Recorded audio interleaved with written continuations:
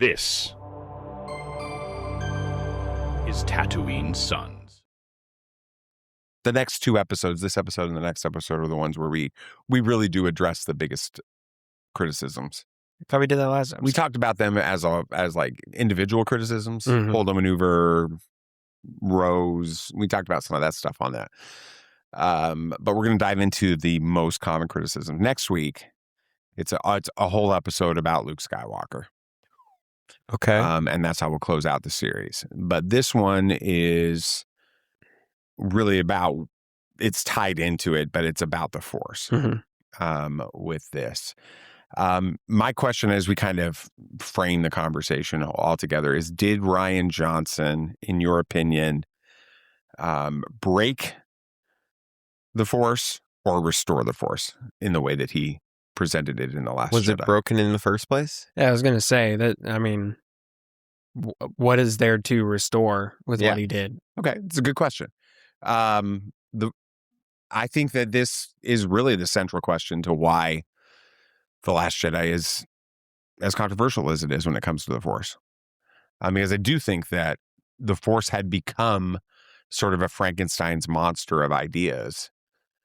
And what Rian Johnson did in The Last Jedi was try to go back to the core idea of what the Force was from Star Wars 77, A New Hope, Empire Strikes Back, primarily, where we first learn about the Force. So when you think, I guess that'll help us reframe the question that I asked, right? Did Rian Johnson break it or did he restore it? When you think of the Force at its very core essence, how would you describe the Force? Because this is, it's central. It's in the movie, right? This is the conversation between Luke and Rey. It's an energy generated by all living beings. It surrounds us and binds us and penetrates us, brings the galaxy together. I don't know. I just wanted to... honestly, though, like when it's described like that, in essence, in essence, that's what it is. It's a force generated by all living and you can things. lift rocks. Yeah, but like that's not the core of the Force, though. That wasn't even a thing in Episode 4. They didn't use the until Force. Luke grabs the lightsaber in the cave on the Empire. The closest thing we get to that is the Jedi mind trick. But other than that, the Force was just kind of this, for lack of a better word, force surrounding the events that took place and the characters in it. This driving force and energy. And that's what it is. Does it allow you to move things with your mind? Does it allow you to shoot force lightning if you're a dark side user? Does it allow you to pick up force echoes when you pick up an object? Sure. That's all cool. Wait. What are you talking about with force echoes? Explain to me what you mean. What was it? Oh gosh, Cal Kestis says Cal Kestis. It was one of. Oh goodness, I'm forgetting the Jedi's name. Anyway, it's irrelevant. But it allows you to when you can pick up the energy off. So, the helmet in that comic. Yes, it's like Merrick too. I think he was doing that in Maul Shadow Lord a little bit. He was tracking them through that. So anyway, besides the point, the Force. All that's there, but what the Force is it's just an energy that shapes the events and people within Star Wars. That's what the Force is at its core. What are your thoughts as far as that goes? What do you think the Force is? I don't know if there's much to add on outside of what Sam said. I think it truly, in essence, it's an energy. It's spiritual for the galaxy that it's in. And of course, you can do things with it, but it's pretty much just an energy that some people are, I guess, more attuned to than others. But it's not to say that everybody can't tune into it. Everyone's affected by it. Not to, yeah. Mm-hmm. Okay, so here's the contention that I have. I believe that two things created an approach towards the Force that created the backlash to The Last Jedi. Okay. The first being what George did in the prequels, primarily with the midichlorians and this idea that, and George kept walking it back. If you read interviews, you read quotes, he's walked it back a lot of times. The midichlorian thing? So he'll say the midichlorians are like central, and he's always had this as an idea, which is not true, because when you read his original story treatments and scripts and stuff, he doesn't have it in there. It's not there. He made it up for the Phantom Menace. Maybe it was an idea, though, that he just didn't feel like he could put down. He wrote everything down. He like constantly was writing these Maybe it notes was in his down. personal diary. Maybe it was. Like, maybe he his fuzzy pink diary maybe with the it was lock that on secret thing that he didn't want. But anyway, the midichlorians became this thing. In reality, the way it became viewed was, well, Anakin is the chosen one because he's got massive more midichlorians than even Yoda. Right. And so now that becomes central to the idea behind the Force, right? The midichlorians allow you to tap into the Force. The midichlorians allow you to utilize the Force. The midichlorians become almost the ability to use it as a superpower versus it being something available. And forever. it further pushes along the idea of you have to be from a powerful bloodline. A bloodline, right? And that's the other Which is one thing I liked that they did in Ahsoka with Sabine. Oh, yeah. I was just You gonna know, like mention she was, up until They're this trying point. to walk that back. Right. some. Up until this point, she was just a normal person in the galaxy Mandalorian, but nothing that. Special. at all related to the Force with her. She never had like feelings and sensations, kind of like what Ezra did at the beginning of Rebels, where he like sensed stuff. Right. She was just Sabine, and then she like was trained to be able to tap into the Force and stuff. So I think that is another attempt to kind of walk back the whole, oh, you have to have a high midichlorian count or be from this like Right, which famous bloodline. You could then potentially be inheriting that ability to Right. high midichlorian count through lineage as a result. yeah. And so now that's why Rey had to be a Skywalker, Rey had to be a Solo, Rey had to be a Palpatine. Do you see where this is all going? Right.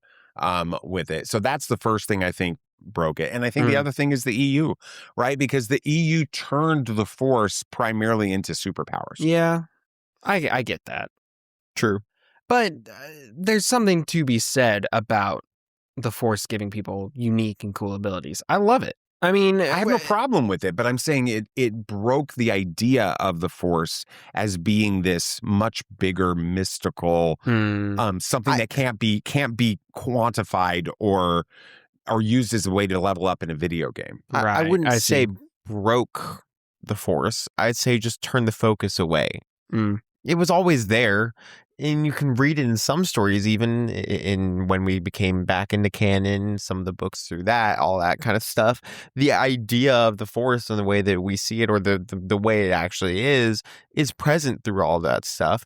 But you do have the stuff of the superpowers, like heck, Starkiller bringing down in a Star Destroyer. Cool. It's awesome. It is cool.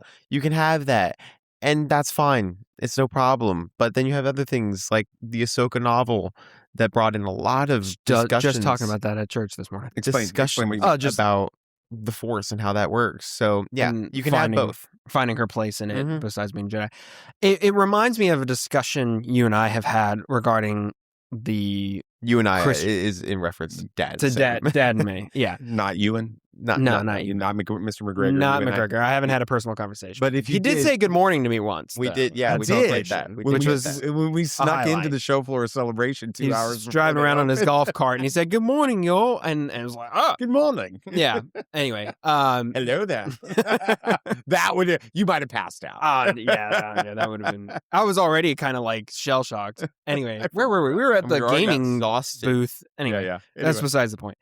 A conversation Dad and I had at one point, we talked about the Christian faith and how a lot of times it's seen as and boiled down to you show up to church, you pray a prayer, you sing some songs, you listen to a guy talk, and then you go home. Do some VBS dance moves. Do some VBS dance moves, right? You say that if you got a higher midichlorian count. Right. Is when you do those. But and we sometimes lose sight of the fact that we're a part of a spiritual kingdom that we are supposed to fight for every day. And yes, in a way that does look like praying and worship and going to church and serving the community. Absolutely. But that isn't the faith. That is a symptom, yes, of the larger thing. And I think that the Force has focus is shifted towards I can move stuff, I can read minds, I can use force lightning, as opposed to no, it's this energy that connects the universe or the galaxy, whatever.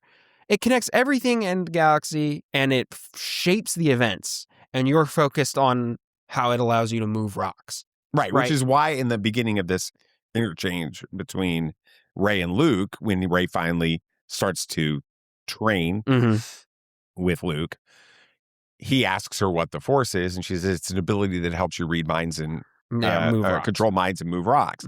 And that, I think, is the thesis statement of Rian Johnson. Yeah, with his discussion of the Force with this. So then kind of goes back. Do you feel like the version of the Force that was presented in The Last Jedi is radically different than anything that we've gotten in canon films with Star Wars? And if it is, how is it different?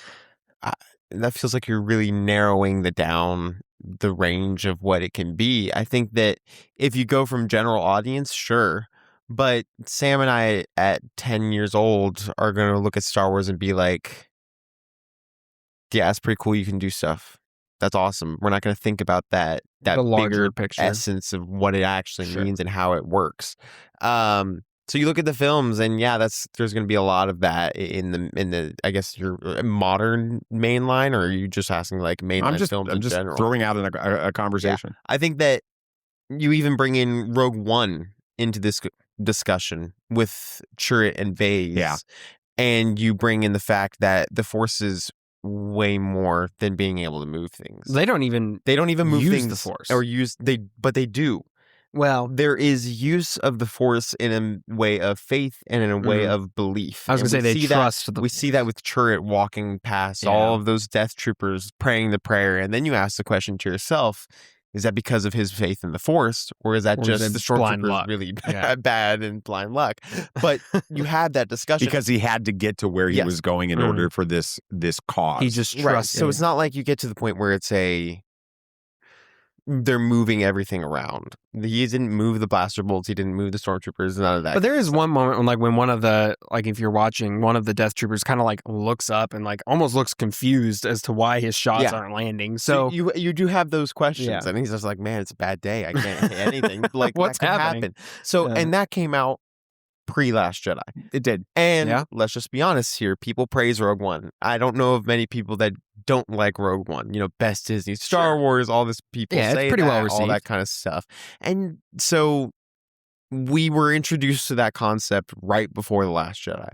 I think that the fact of the matter is people want to dislike The Last Jedi, so they try to find anything about it. And then you bring up the fact of Rogue One doing the same things, and their argument can fall apart. But no, I don't think The Last Jedi did something very different with the Force than what we've seen in the main line, especially if you bring in A New Hope into the equation of that's where we started getting that Force.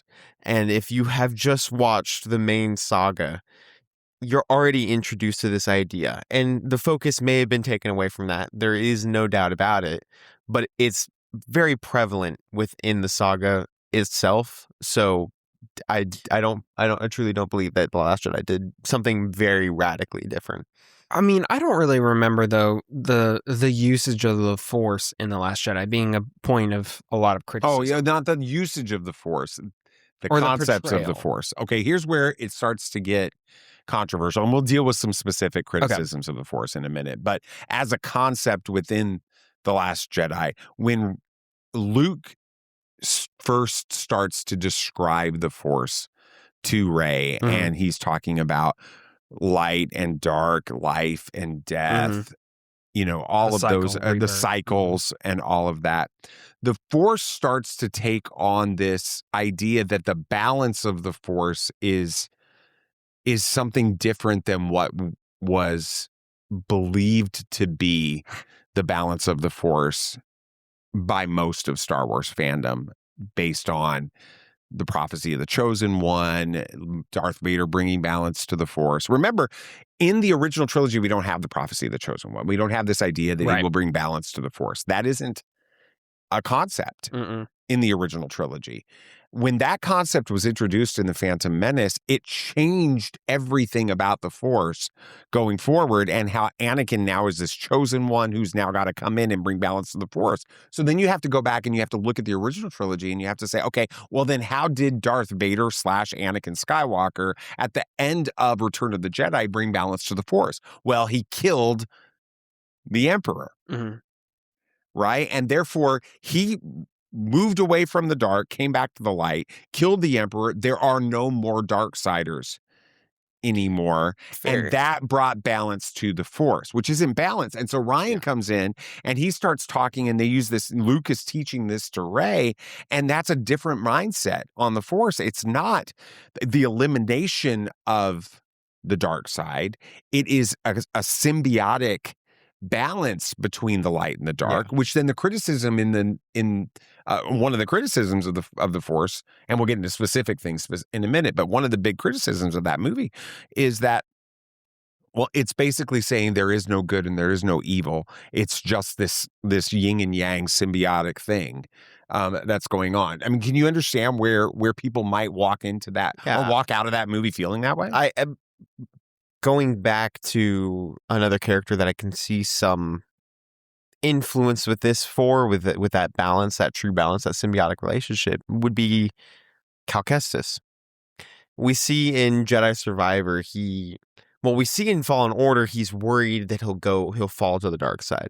And we see in Jedi Survivor that he does fall into heavy dark side tendencies. Like, it gets really bad to the point where like he's using his rage, but it never compromises on his character and his beliefs and his morals. He is a part of the light side, and at that point uses the dark side, but never gives into it, which I think is something that explain how you can use the dark side and never give into it. Explain what that means. It didn't seem like he gave into it. I don't it's also even been know if way he was longer. using the dark side, though. It literally said embrace the dark side. Oh, did it? Yeah. Oh, I don't remember that. So he Oh, yeah. uses the powers, uses the abilities of the dark side. Well, I guess what you could consider the dark side gives. Yet he stays true. He stays good. There's nothing in my mind that ever wonders if he's going to fall into being full dark side. Even at the end of the game, he tried to save, saves what was his name? Bode. Bode, yeah. He tries to save Bode, who just betrayed him after like months or years of seeming working like with friends, him. yeah. Seeming like friends, and yet he still tries to save him. And only after Bode does not give in does he have to kill Bode. Right. So, but that doesn't seem like that seems to me very... It is a pretty light side. That's a pretty light side thing, but even then, it's like there's a semi-balance, but there's never a doubt in my mind that he's a Jedi. So and I do want to get to some specific examples of criticisms with this, but is it wrong to look at the balance of the Force, dark side, light side, as being synonymous, especially light side, dark side stuff, as being synonymous with good and evil? Yes. But I think that if there's anything that needs to be broken with that ideology, it's that. And I don't even know, I guess you can consider that was partially put in place by George Lucas, even all the way back in A New Hope. Everybody that used the dark side was bad. People that used the light side were good. And there was no doubt about that. And Sam, you have a smirk. What do you think? Well, I'm just wondering how nerdy I want to out myself as by using Go for it. Go full on nerd. Okay, you're not even wearing a Star Wars shirt. You're wearing a Lord of the Rings shirt, so. And this is... I had to change clothes for this, my guy. I didn't. I still love Star. I got a watch band. There you go. So we're good. Anyway, it makes me think of, and nerd alert, I'm going to throw you down under the bus with me here. When I think of, Nathan and I are into Magic the Gathering. Sure. Okay. I don't know where he's going with this. The colors in Magic the Gathering have characteristics and aspects to them, right? And there's white and there's black. White is life and protection and order, and black is death and disorder and chaos, right? Okay. Oftentimes, very similar to light side, dark side. Oftentimes, good characters in the lore lean white and bad characters lean black. But there are good characters that aren't are in the black color Heck, identity. You bring in one of the more recent sets. It was like a Harry Potter spinoff, pretty much. There were a bunch of houses that fell into different colors. And one of the color combinations was Snape. white and black. His Snape feels like a black He character would that's be. light side. Yeah. And it was called Silver Quill. And it was all this like logical yet kind of intelligent. I don't know. I don't know how you would describe the people that fit into that, but they were cunning and they may have used. It is similar to Slytherin. Yeah. Yes, and Slytherin seems like it's bad, but you can be good and be in a House of Slytherin. But my point is, both those colors in the Magic the Gathering world, all those colors serve as a representation and feed an aspect of reality. You need life and order, and you need death and chaos. They're not necessarily good or bad. They're just an aspect of reality, and they both have to exist. One isn't good and bad. We would consider death bad because it takes away from us, but it's a natural part of the world. Yes, but death isn't always bad. Exactly. Right?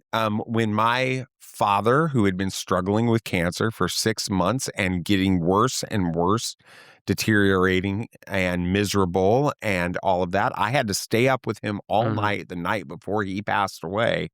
And it felt like, to me, I've described it as the same feeling, helping walk him to death. Felt like the same thing as being with your mother, when both of you were being born. It was like I was coaching your mom. I was encouraging her to bring life into the world.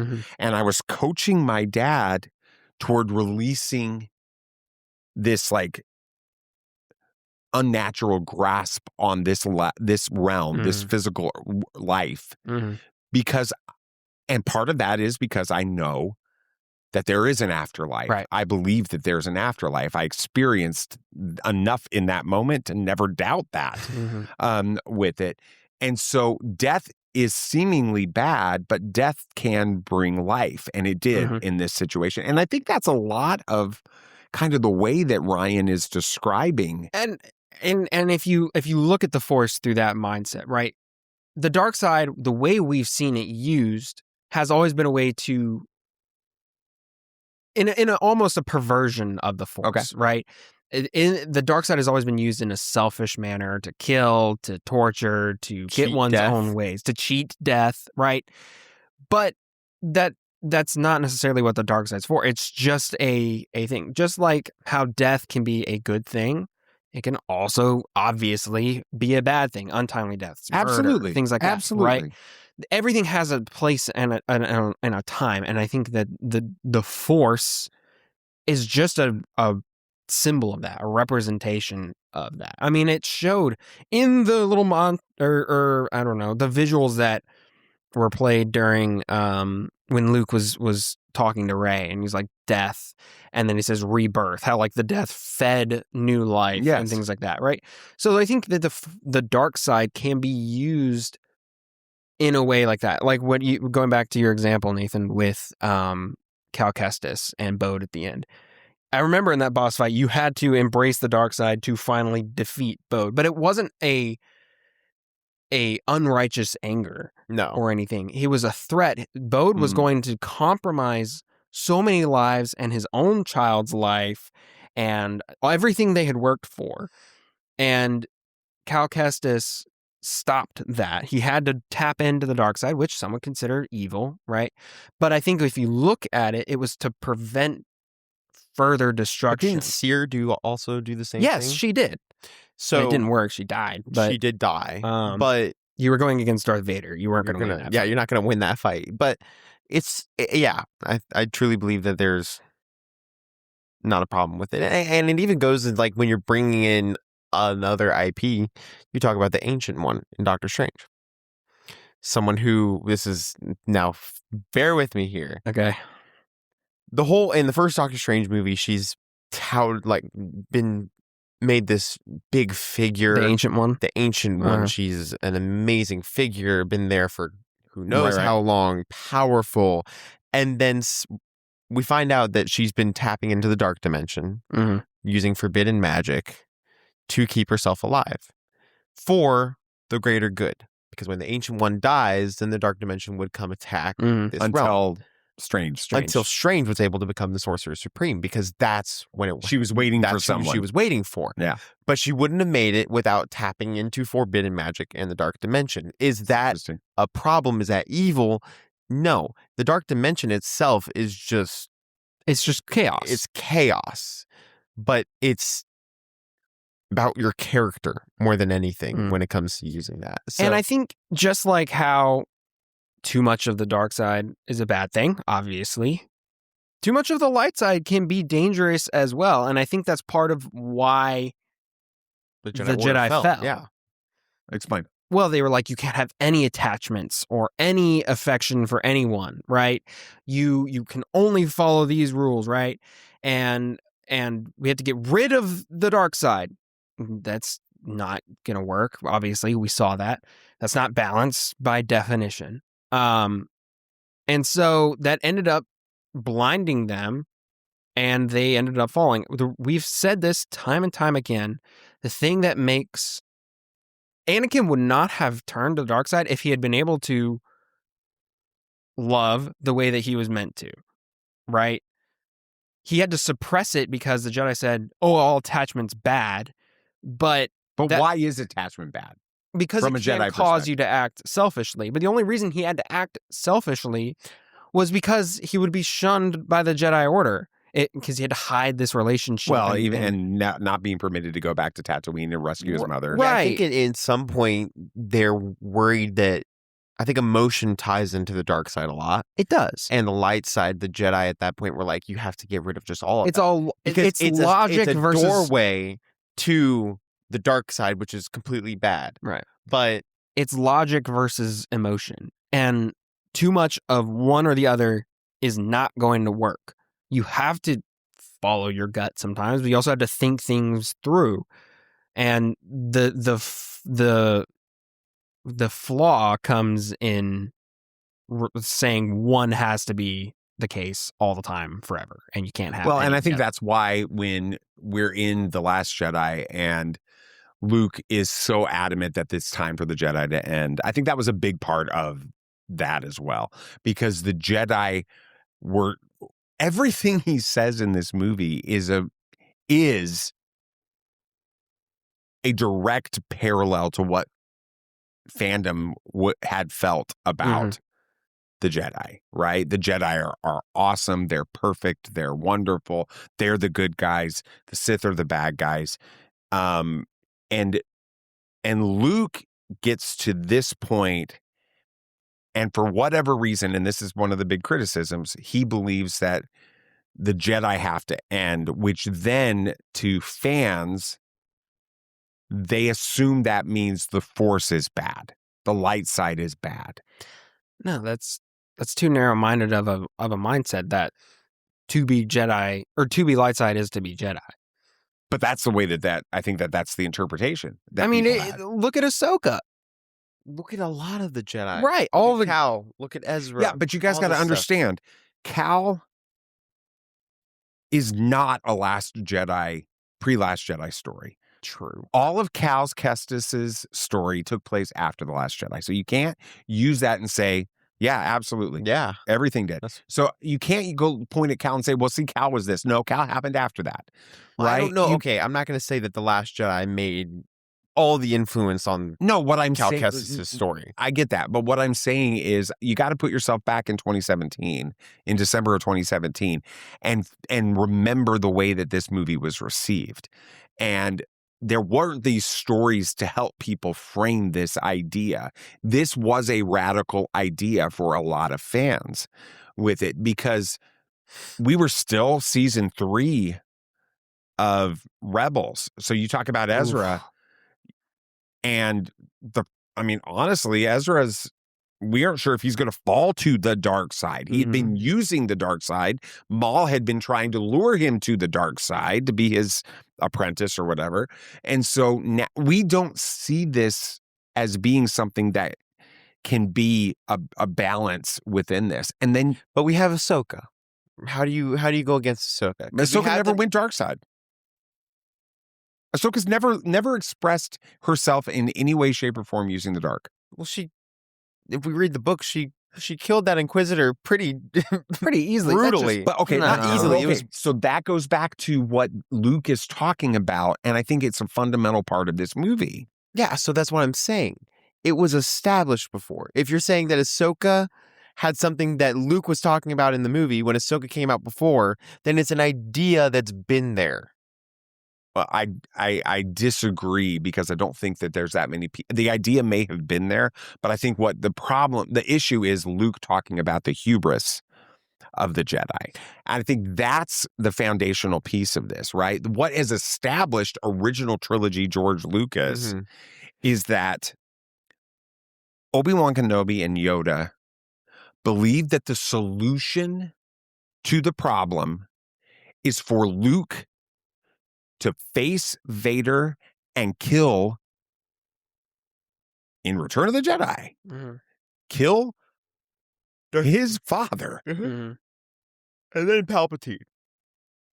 Well, I mean... And the Emperor. Yeah, I mean, kill them both, to face them and defeat them and destroy them, right? And so that is the Jedi position.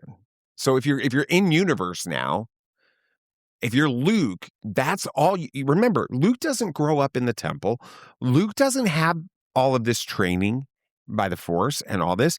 Luke's only experience with knowing anything about the Force is what he's been taught by a guy that he hung out with for about a day, and then some Force ghosts and Yoda, right, in Empire Strikes Back.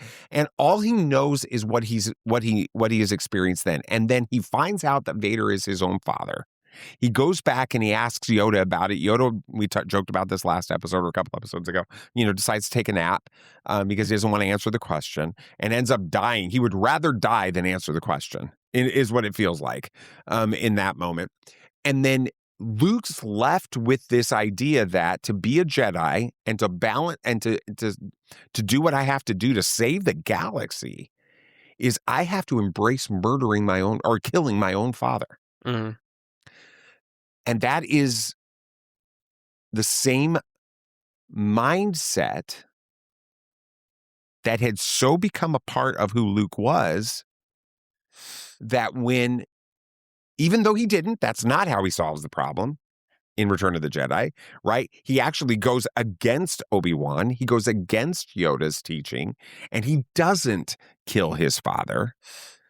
He spares his father, which is what actually ends up defeating the Emperor and bringing Anakin back to the light side, right? But that's what was going on. And then he sees the darkness in Ben that's so intense that his reaction is the same reaction of what Obi-Wan and Yoda had told him back in the original trilogy. Go kill it. I have to kill him. Right? And so that's, from him, he's associating that with the Jedi. He's not associating that with the light side. It's time for the Jedi to end. Yeah. Means that dogmatic, rigid approach towards the light side and the Force is why we keep having the same problems over and over and over again. And so it's time for the Jedi to end, but that doesn't mean the light side is going to end. And I think do you understand where I'm coming from? Yeah. Do you think fans associated Jedi, light side, Sith, dark side, and that's the only way it works? Yeah, I think that's what we've been trained to think up until that point. But I don't think that's present in the original trilogy. I agree. We don't have it. The Sith are never mentioned, are they? In the original trilogy? The actual phrase of the Sith? The name of the Sith?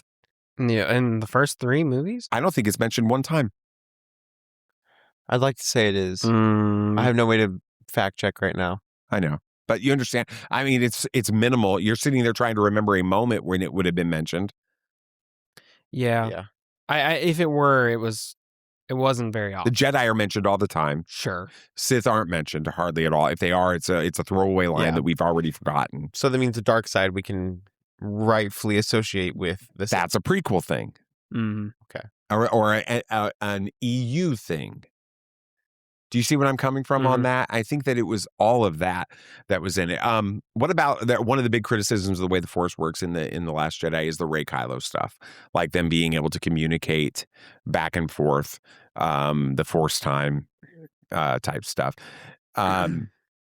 It was the criticism is that it's a convenient tool that Rian invented and thought up out of nowhere just in order to try to connect Rey and Kylo in this movie with this.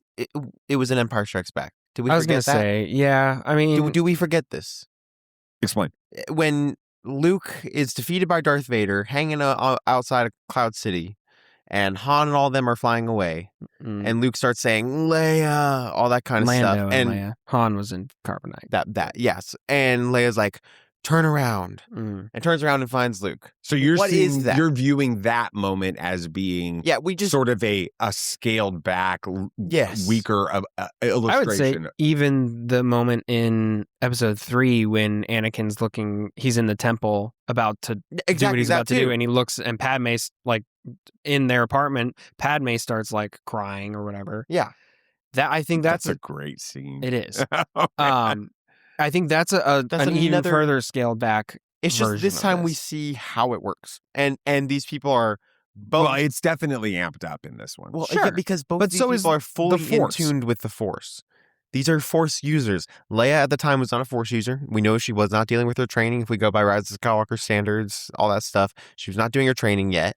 She didn't even know who she was yet. Right. And then if we that's go original because George didn't know who she was yet. Good point. If we go to the original trilogy, Padme, of course, not a Force user. She's just Padme. But in this one, it's Rey freaking Skywalker, almost, and then Ben Solo. Both of these people, one of them being trained by Luke Skywalker, and another one, the nephew of Luke Skywalker, if we're going by the whole lineage thing, if that's how you want to go with it. These people are very much in tune with the Force. And you could even you could even create sort of like headcanon around the fact that when this begins to happen, Rey is on Ahch-To, where the site of the very first Jedi temple is, which obviously could suggest that there is a greater, it's like a tuning fork of the Force. Almost like a tuning. Well, yeah, there are places like that, isn't that where they brought Grogu? Yeah, Tython, and then you have the temple in Jedi Fallen Order on Zepho was another one. Well, and then I'm thinking about Mustafar and how Vader is literally constructing the castle as a tuning fork for the dark side to try to resurrect Padme. With that. So all of those things are, but it's also in Return of the Jedi, because there's that moment where Luke senses, or Vader senses Luke's presence at Endor, and they literally have an exchange in that. And so it's not, I mean, the only difference is they're seeing each other, and there's something physical that actually transpires a couple of times. Yeah, it's not a new thing. Not even close. Yeah, I mean, like the Force, everything in like Star Wars gets amped up a little bit more throughout the movies. I mean, saber fights in the original trilogy, I know it's a movie making thing, but still, the lightsaber fights in the original trilogy were not what they were in the prequels. The Force, as we said, barely even a thing in Episode 4, and then in Episode 5, suddenly Vader's throwing every little thing at Luke on Cloud City, which is cool. Which it is cool, right? George Lucas broke the Force. Right. And previously, all we had seen is Luke struggle to pull a lightsaber out of some snow about 5 feet into his hand, right? So even just in that movie, the Force suddenly got scaled up like crazy. But I don't think the whole Force time thing between Rey and Kylo was all that crazy. No. One of the criticisms in this was most vocally initiated by everyone's favorite political commentator, Ben Shapiro. Which is the idea that anybody, the Broom Boy stuff, right? And Rey is a nobody, but still being able to access the Force at the level that she does, right? And then that reinforcement of Broom Boy at the end, with that is actually cheapening what the Force is. It becomes this sort of like, everybody can access the Force, and that makes it cheaper. It makes it less mythological. That's such a backwards mindset. The whole point of the Force is that everybody should be impacted by it, and everyone should be able to access it and believe in it. Bring this into our world. Right. And the Force is obviously a spiritual thing. Yeah, and it has got Eastern Orthodox, Yeah. Eastern, like Hindu, Buddhism, Bring all that. Taoism. Sure. It's got some, George has said there's Christian elements that you can Absolutely. take it. So we take that. Ben Shapiro, conservative, whatever you want to say. Is Christianity not meant for everybody? Right. Well, he's not Christian. And so it's interesting. And What is he? I could say that, no, he grew up very Jewish, I know conservative that. Jewish. Ah. And so I kind of wonder, and I'm not levying this as a negative thing, because you guys know, we have Jewish ancestry, and Yeah. we visited all of us have been to Israel, and we're not going to get into all of that kind of stuff. We love Israel. We love the Jewish people, right? I mean, those types of things. But I do think that there is an interesting element from his perspective, and I'm not doing it from because there is an element sometimes within Judaism that Jewish lineage creates a different connection to God, a different closeness to God, because you're Jewish. Really? Oh yeah, absolutely. We're the chosen people. Yeah. And it's lineage driven. Right? And so I can see where he would feel. It would feel But conflicting for that. but it's not even biblical at that point. They don't. It's not. Well, no. I mean, it's Because we're all God's people at this point. We're all but he doesn't children of believe God. that. I know. I'm just saying. Okay, it's just not even biblical. If you read if you read the Bible, But it is biblical, and so it is biblical from the perspective of God called Abram out and said, "You are going to be my chosen people." He calls out Israel out of he moves through Israel, and they are his chosen people. And so I think that there is a lineage element there that I could see him even subconsciously. Sure. Not. Let's just be honest. So his other takes on the movie. His takes on movies are absolutely anyway. Well, and that's still wrong in both Christianity and Star Wars, I feel like. But he's not Christian. I know that. Okay. So there's just he's still anyway. The Force needs to be for everybody, because if it isn't, then all of it is for nothing. Right. You have to elaborate on that. That's like a mic drop moment. If the Force is meant for the Skywalkers, then everybody outside of the Skywalkers has no merit. But it doesn't. I mean, that's never been what it was. You had all these, Force sensitive children. You have all of this type of thing. So if you make it a lineage issue, then you have to start asking the questions, where do all these other people come from? I'm not sure if it's lineage as much as it is. The Force selects the people. Force. But still, I mean, I get where you're coming from. It doesn't work. It doesn't work. You cannot make it fit into a box that makes it seem like it makes sense when it comes to this lineage, when it comes to this midichlorian thing. Interesting concept. And on paper, sounds cool. In Phantom Menace, it's fun. It works. Well, it's a plot device in the Phantom Menace. It's exactly. Literally, if you read the story of the writing of the Phantom Menace, there came a point where Qui-Gon, it wasn't even Qui-Gon at this time. It was Obi-Wan doing all the Qui-Gon stuff. He was older in it. He decides to take Anakin as his Padawan as a 10-year-old kid. But in the story, there's no real reason for him to have done it. So they come up with the Chosen One prophecy, and then they come up with, well, how do we know he's the Chosen One? Well, they have to come up with the midichlorian. That's literally how that idea came. Yikes. Which is... Don't kill me. It's a mistake on George Lucas's part. I need to over-explain everything at this point and make sure that everybody knows what happened. Because if you're sitting there watching it and you're like, well, that doesn't make a lot of sense for him to just take a 10-year-old boy. We're in a world of mystery. We have so many questions already. I don't think we need. There's a difference between mystery and basic reasoning as to why someone did something. I'm sure if you develop it more, you can figure it out. But the point being that's where the midichlorian thing came from. Do you think that this movie diminishes the Force because it makes it available to everyone? No. Why would it? It's always been available to everyone. That's cooler if it is. Well, I mean, and put yourself in your shoes in that galaxy. Would you want to hear that some people are able to use this cool power more than you? because they've got some weird things swimming in their cells than Right. the rest of us. Right.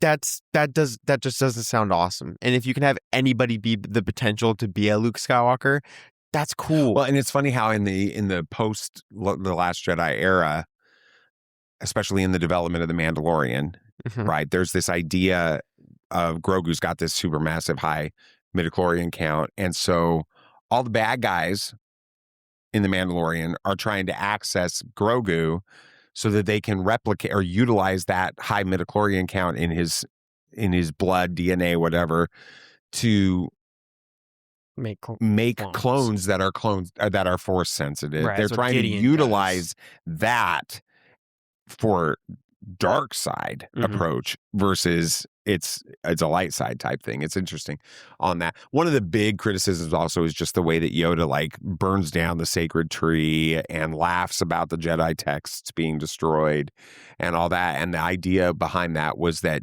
Yoda is mocking everything that the Jedi stood for and the Force is on all of this. Any thoughts on that as a mockery? Is he mocking the Force? Is he mocking he's not the mocking Jedi? the Force. Yes, mocking the Jedi. Yeah. 100%. Explain to me. I don't think I think he is like what we've been discussing. The Jedi need to die, and he's agreeing with Luke, but Luke is still holding on to the Jedi might be the solution, and Yoda's like, dude, They were the problem. they were the problem. Even Yoda realizes that, and Yoda never. Well, really, he was the problem. yes, Right. He was and then we part of get it. to the original trilogy, and Yoda never brings himself to being a Jedi. We never hear him describe himself as a Jedi. I don't know if you're right, but I don't recall. It's kind of like the Sith thing. I don't recall him. I do not believe that Yoda. He talks about the Force a lot. He talks about the Force, and he talks about the light side and the dark side, but I don't believe he ever refers to himself as a Jedi, let alone a Jedi master. Can you think of anything? I'm trying to remember the conversation. I just watched these movies recently, and I'm forgetting it. But I feel like when he's talking to Luke, he mentions about being like a Jedi Master or something like that. Oh, no, I he think was that- sent by Ben. Yes. The Force goes to Ben, sent to the Jedi Master that trained him. Right. And Luke comes and he's like telling him, "I'm looking for it." And he's And before Yoda's he like, knows Yoda is "Who's this?" before he knows Yoda is Yoda, he's like, "I'm looking for a Jedi Master." "Oh, you seek Jedi Master. Oh, you seek Yoda." Mhm. That's about the only thing. Yeah. The only thing. Which it's almost like feels he's mocking that. He's in mocking that, that at that Right. point. Like, oh, you still believe that kind of stuff? That's not where it needs to be at this point. And I think that this is that firm thing of like, this was a problem back when I first met you, and you're still holding on to that idea. You have to let Oh go. yeah, I mean, young Skywalker, how I've missed you. I've missed you. Yeah, Yeah, that kind of exactly. thing. It's like this is the same thing as Dagobah Yeah. all over again. We're doing the same thing again. You are blinded by your holding on to these stories of the past and what it's going to be. No more. You have to move past that. Even Yoda admits that the Jedi failed. That the Jedi, what they did was not the right path. So get rid of them.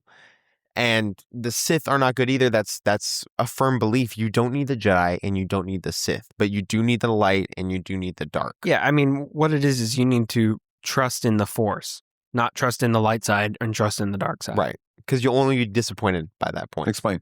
I'm just saying, like, you're not, like, the point we've been saying this whole time is you can't, too much of one thing is not going to work. They're both parts of the Force. And so whenever someone says trust in the Force, they're not meaning, I don't think it should be meant as trust in the light side or trust in the dark side. It's trust in the Force, which contains light and dark. That's what. But then that also becomes muddied again if you think of it as light is good, dark is evil. Right. Which you can't do because it's all a part of the Force. Yeah. It's all a part of this cycle that Luke describes to Rey on Octu. Luke's Force projection at the end Is awesome. How is that the ultimate example of the Force? Because that's what Rian Johnson says. He wrote that to be the greatest expression of Force power ever created in Star Wars history. It's sacrifice and protecting those that you have attachments with. It is bringing in the emotion that can be associated with the dark side and using something that is good with all of the powers of the Force. It's not destroying or killing or anything like that, things that could be considered evil. It's completely completely pacifist. non-aggressive. Mm-hmm. And yet it's all driven by his emotion and love for Leia and protection for Rey. And he doesn't even harm Ben Solo after almost going to kill him originally. He puts down that fact that there's Jedi. He lets that go. Thoughts? I mean, he almost somehow elevates himself to this grandiose position that the galaxy thinks he is, right? This amazing hero who took on the First Order single-handedly, right? Which could be considered a dark side idea, this elevating, arrogant, mm-hmm. and yet he's doing it in a sacrificial way where nobody is hurt. It's this perfect balance, right? And then also just think about like the scale of it. I mean, I if I had a map, the Star Wars map pulled up, we could see how far. But regardless, he's pushing You would think that Ahch-To and Crate are a pretty good distance away. Probably. Yeah. It's planets apart, Right. light years apart. And he's putting a detailed projection of himself in front of all these people. I can't imagine that's a very easy task. Obviously it isn't. He ends up dying through the but effort even that it took him. the death that he has, it feels like at that point it's less of a death and less of just like a purpose is it's what like it's just like I says. finally have reached what the Force truly is, and he gives it. It's almost like he's become one with the Force in life. Yes. Which almost I like he firmly didn't believe die at that is all. what it is. Yeah, Like Which he's is kind of literally like- transitioned which is what Ben to did. life. Which is what, I was going to say, it's what Obi-Wan did in Episode 4. He just- sacrificed he's like, himself. this Nobody is it. was hurt to buy time for the good guys to get And away. guess what Never happens? heard I've never anybody use that. actually And guess made what that happens connection. with Yeah. what Anakin does? He takes away the evil, brings balance back to the Force, and lets himself back. Lets go of that evil and becomes one with the Force. But even still, the whole the comparison. Obi-Wan just disappears. Mhm. Yeah. To buy time to hold off the bad guys just long enough for the good guys to get away. Luke is just doing Exactly what Obi-Wan did in Episode Yeah. 4. Granted, he's using a different power. He's projecting himself Sure. to do it. But the effect and the thought behind it is the exact same as what Ben does. Ben doesn't hurt Vader in any point. He never really tries to like hit Vader. It's all very defensive. I mean, obviously, a lot of that was due to the filmmaking limitations at the time, but still, he was only there to stall long enough for Luke to get away, and at which point Ben had surrendered himself fully to the Force, and like we said, just disappears. Same thing happens with Luke in Last Yeah. Jedi. And I don't think a lot of people. I just now Yeah, I made hadn't that thought about connection, and I think if people were able to see it as a mirror of what Luke saw Bendu. Ben do 30 years ago, 20 Bendu. Wow. Whoa. right? However many years Which- ago, We didn't even bring up the Bendu. Perfect representation of light and dark into one being of balance. He's just the Force. But I think if people were able to see what Luke did as a mirror of what Obi-Wan did, I think they would look at it differently.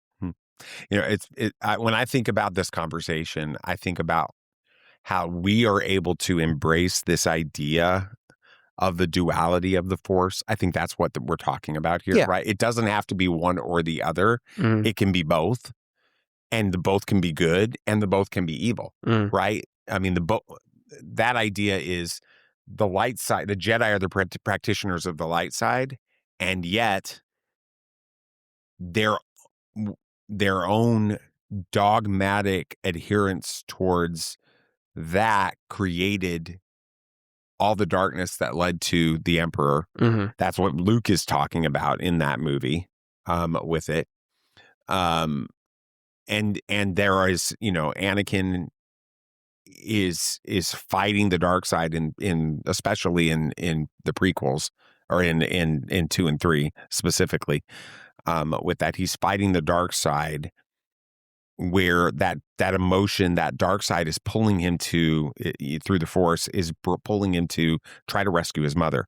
It's pulling him to trying to save Padme, but that's actually a manipulation of the Force, trying to actually cause him to fall to the dark side, if you think about it. But anyway, all of that is like it's both our acts can be, both the light and the dark can be good, and both the light and the dark can be evil. Mm-hmm. With this. And that reminds me of sort of this idea that you guys have heard me sort of just build into you for almost 20 years now when we think about scripture, right? And there's this Western approach, like a Greek thought approach towards scripture and faith, and then there's an Eastern almost a Hebraic approach towards it. Mm-hmm. And the Greek approach says it's one or the other. Mm-hmm. And the Eastern Hebraic approach is both can be absolutely true, right? Yeah. And the Force is much more of an Eastern mindset context.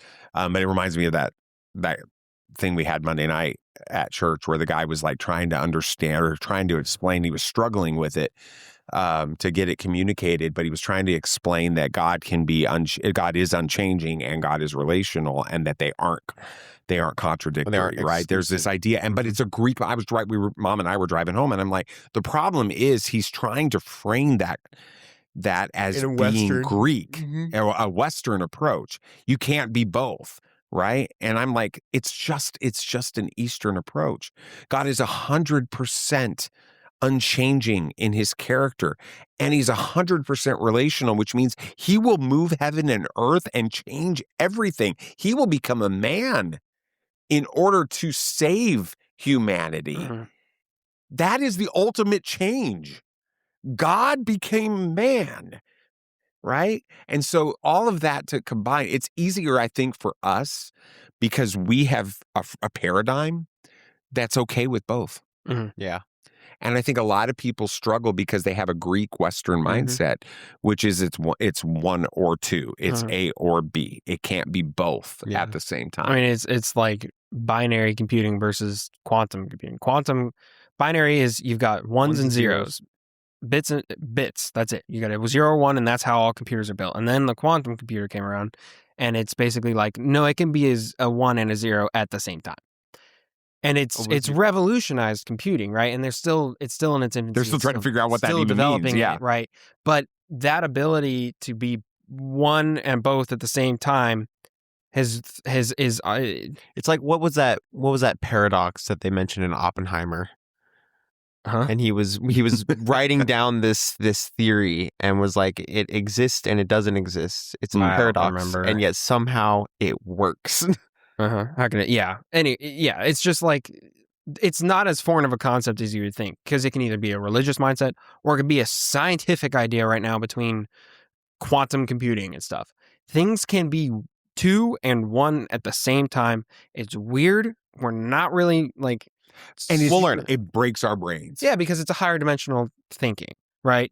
Which, if we're getting really metaphysical here, the Force is probably something like a higher dimension. That's probably where like the world between worlds and where the Force ghosts are and stuff. This is really like metaphysical, like weird talk. But I mean, if we're going there, that's probably what it is, and that's why it's hard for us to really wrap our head around something like that, because we exist in a world where most of everything has to be one or the other.